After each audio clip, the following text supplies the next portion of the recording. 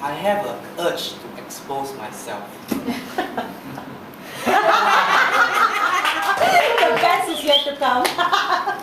Go ahead and laugh if you want to. Very shiny. Shakti once more.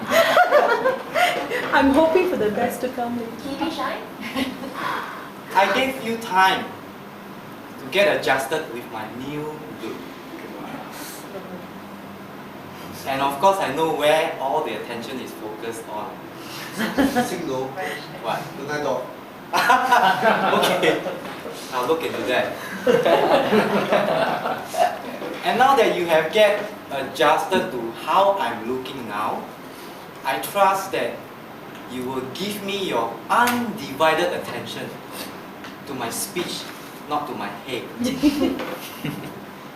I know, of course, no, this is a cute, sexy, ugly look.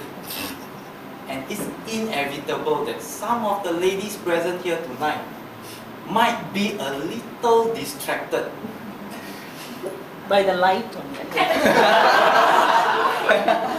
but I have a speech to deliver and a message to share. So please give me your 6 to 8 minutes. And after that, I'm all yours. You can touch, you can fondle, you can kiss.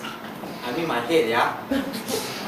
So now, I'll put this back so as not to distract you from my head. Thank you. It's tiger roots.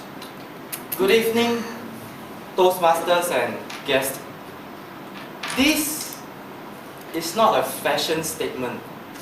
This is not something that I want to do. I had to do. Or was I forced to do this? No. In fact, I had to go against the advice and discouragement of my hairdresser of 8 years to go ahead and shave my head. She had said that I'm not suitable to have a bald head like that. It's not good for my image. It's not good for my personal profession. And of course, she said that the aerodynamics of my skull does not support such a look.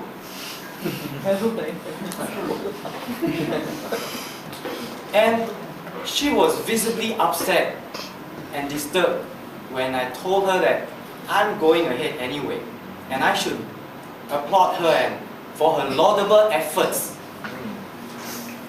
to discourage me from having my head shaved. Thank her. So she was saying in her own words, "Hey, you are going to look so ugly in that skinny botak head. I tell you, you will regret it one. If you want to go ahead, go somewhere else. I'm not going to be part of your disaster." That's what she said. But she don't understand that shaving my head is not for a change of image. It's not for me to look better. It's for a more compelling, more meaningful reason that I have. And I thought to myself, well, if I have to look ugly, so be it. For what better time than this? What better way than this? To put myself to the test. To put to the test the social fabric of my ego. For I think I am more than just a head of hairs. Am I not? Yes. Thank you.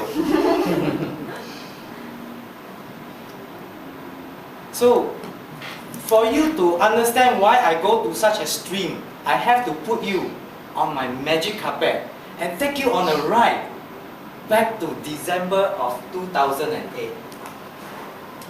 Back then, in the month of December 2008, I was planning, deliberating, and contemplating things that I want to achieve in 2009, goals that I want to hit. And I have to say, I have a pretty amazing idea and some possibilities that I want to go ahead with, which I leave brewing and stewing in my head for close to 30 days. And on the 30th of December 2008, I crystallized them on paper. help me if you will. Have you ever, once in your life, ever made a decision, resolution or goal that you did not manage to follow through somehow?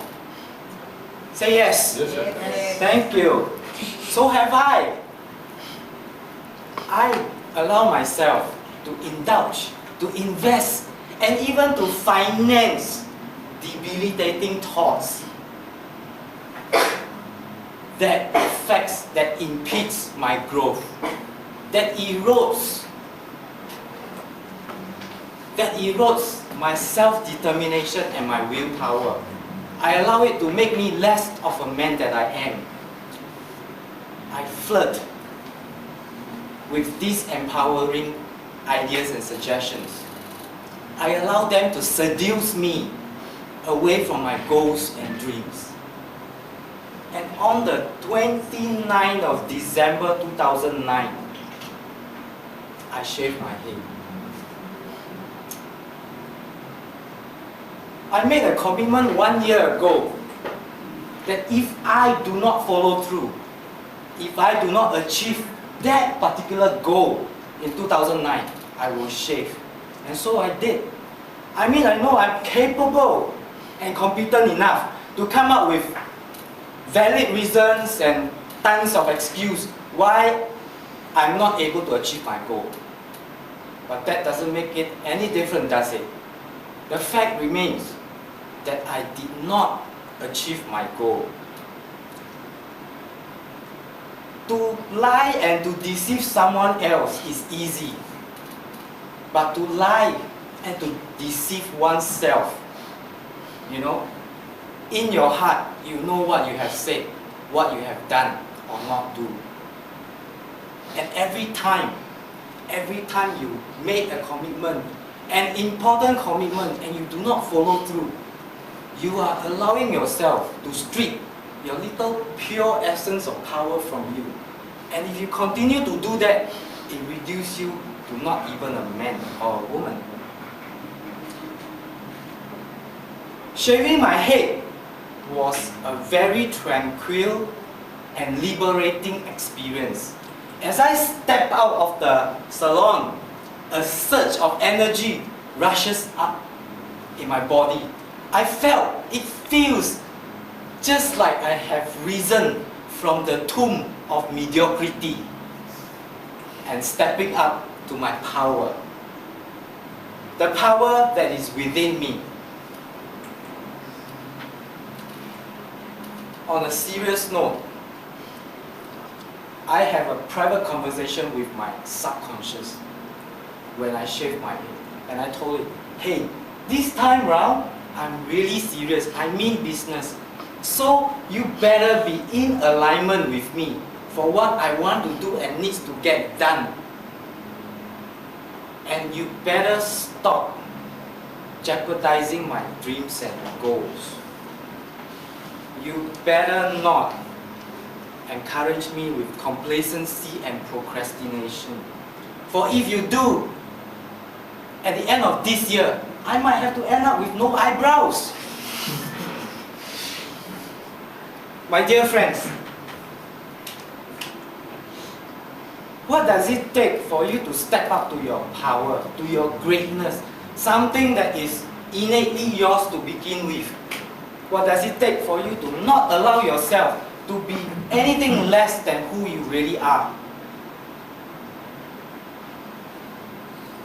How about coming up with a list in 2010? A list of things you know in your heart of hearts that you really should be doing, but you are not doing.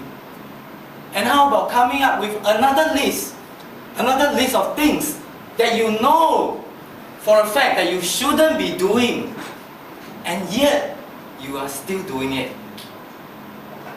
For when you put them in the battleground and you eliminate them one by one from your list, you are stepping into your power.